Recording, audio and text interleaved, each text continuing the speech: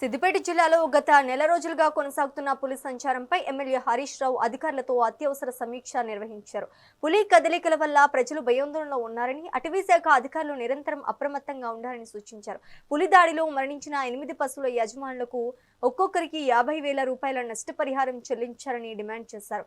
పూణే నుండి వచ్చిన ప్రత్యేక రెస్క్యూ టీం పర్యవేక్షణ పెంచాలని, పొలాలకు వెళ్లే రైతులు జాగ్రత్తగా ఉండాలని హరీష్ రావు ఈ సందర్భంగా పిలుపునిచ్చారు.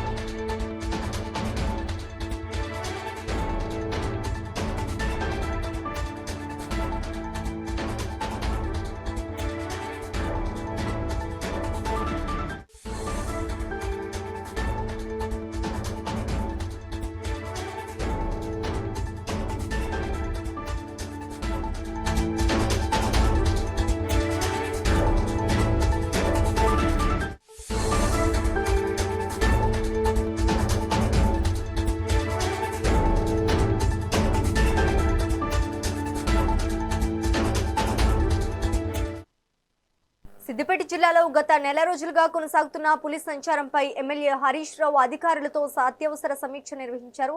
పులి కదలికల వల్ల ప్రజలు భయాందోళనలో ఉన్నారని, అటవీ శాఖ అధికారులు నిరంతరం అప్రమత్తంగా ఉండాలని సూచించారు.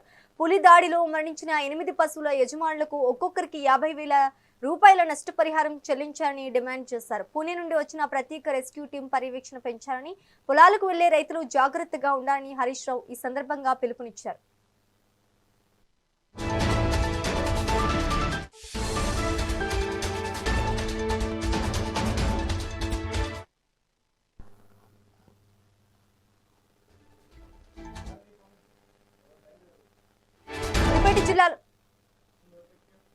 సిద్దిపేట జిల్లాలో గత నెల రోజులుగా కొనసాగుతున్న పులి సంచారంపై ఎమ్మెల్యే హరీష్ రావు అధికారులతో అత్యవసర సమీక్ష నిర్వహించారు. పులి కదలికల వల్ల ప్రజలు భయాందోళనలో ఉన్నారని, అటవీ శాఖ అధికారులు నిరంతరం అప్రమత్తంగా ఉండాలని సూచించారు. పులి దాడిలో మరణించిన 8 పశువుల యజమానులకు ఒక్కొక్కరికి 50,000 రూపాయల నష్టపరిహారం చెల్లించాలని డిమాండ్ చేశారు. ఇక ఇదే అంశానికి సంబంధించి మరింత సమాచారం మా ప్రతినిధి మల్లారెడ్డి అందిస్తారు. మల్లారెడ్డి, చెప్పండి. ఈ రోజు ఉదయం 10 గంటలకు మాజీ మంత్రి హరీష్ రావు తన క్యాంపు కార్యాలయంలో సిద్దిపేట ఫారెస్ట్ అధికారులతో సమీక్ష సమావేశం నిర్వహించారు. గత నెల రోజుల నుంచి సిద్దిపేట జిల్లాలో పులి సంచారం చేస్తుండటంతో ప్రజలు కూడా భయాందోళనలు కూడా నెలకొన్న పరిస్థితి నెలకొన్నది. ఇదే అంశంపై అధికారులను సమీక్ష నిర్వహిస్తూ వారిని అన్ని వివరాలు అడిగి తెలుసుకున్నారు. వారు సిద్దిపేట జిల్లాలో జనవరి 23న కామారెడ్డి నుండి తొగుట, జగదేవ్పూర్, అదేవిధంగా ధన్వంతరం తిరిగిందని యాదాద్రి భువనగిరి జిల్లాల నుంచి జనగామ ఉత్సాహుడిగా ఆరపల్లి, ఇటు సిద్దిపేట జిల్లాలోని చిన్నకోట, అల్లుపూర్, ఉత్లాపూర్ తిరుగుతూ ప్రస్తుతం మిడిమైనర్ వైపు వెళ్ళిందని చెప్పేసి కూడా వాళ్ళు చెప్పడం జరిగింది.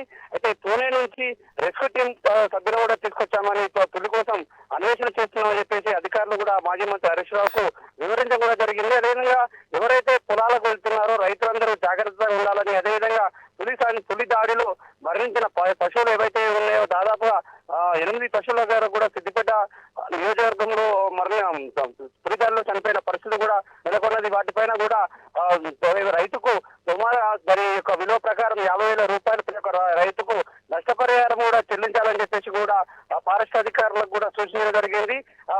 అదేవిధంగా ఎవరైతే ఈ పులి పయనిస్తుందో ఆ ప్రాంతాలలో కూడా ప్రజలను అప్రమత్తంగా ఉంచాలని కూడా సూచించడం జరిగింది.